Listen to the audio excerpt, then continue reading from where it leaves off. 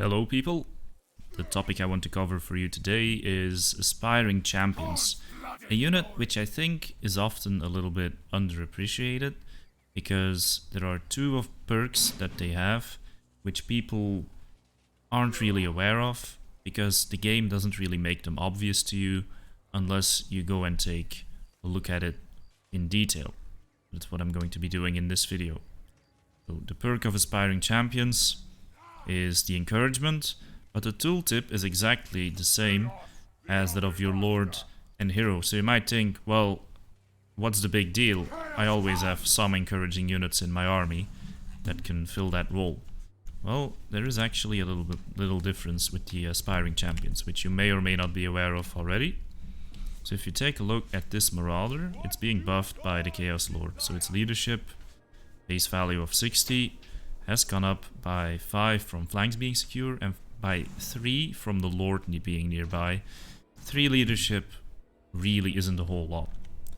If you look at the Exalted Hero, who is giving a buff to the leadership of this unit, it's also 3 leadership. So once again, leadership of 68.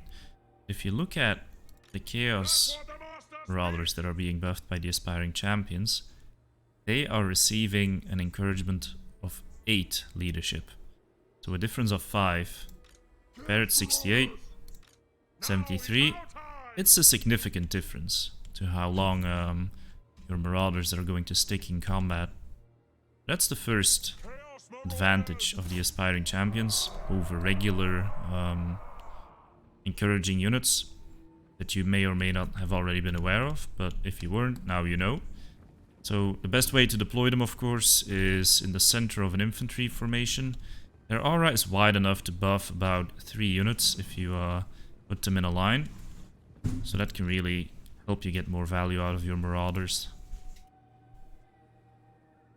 When you think about it, 8 leadership gives them about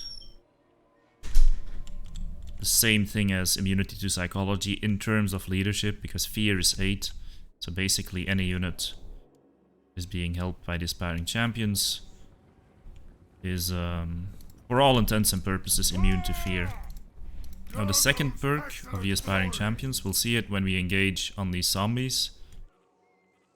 And Helmand Gorst, who is doing a bit of a breakdance there on his cart. So it's again something that you will often miss, because you actually have to zoom in to see it. Okay, let's ignore Helmand here for a second, and his mighty chariot action. We can engage on these zombies.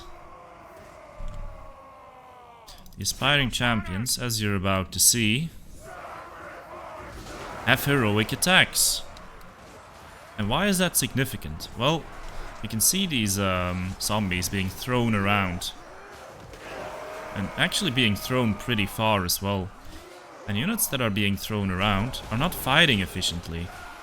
So not only do Aspiring Champions give your troops some necessary leadership, but they also help them win. Because the Marauders, they're kind of blending in with the zombies and they're taking less damage, because so many of the zombies are being flung all over the place.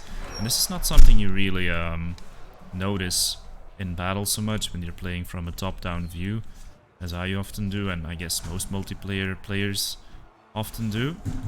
So that is a perk to definitely consider.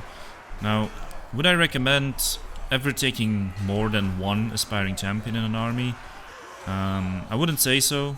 I think they're not an auto-include in all matchups by any means.